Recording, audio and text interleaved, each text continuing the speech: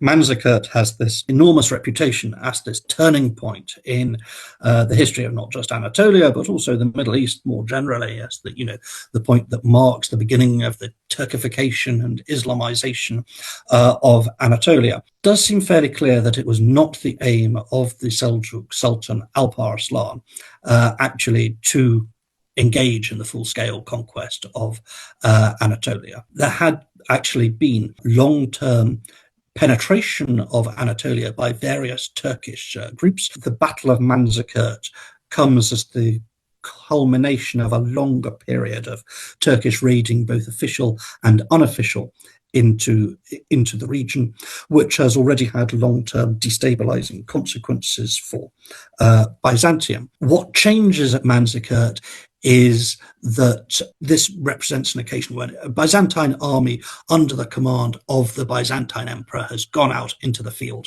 against the Turks and is defeated, and the Byzantine emperor Romanus Diogenes, of course, is captured by Alp Arslan. And this basically causes the more or less complete collapse of the political structures of Byzantium in Anatolia. I mean, it's a process which is not particularly well understood, owing to the problems of our sources, which only cast patchy light on what's going on, and the Byzantine ones are very much focused on what's going on in Constantinople rather than what's going on in Anatolia more broadly.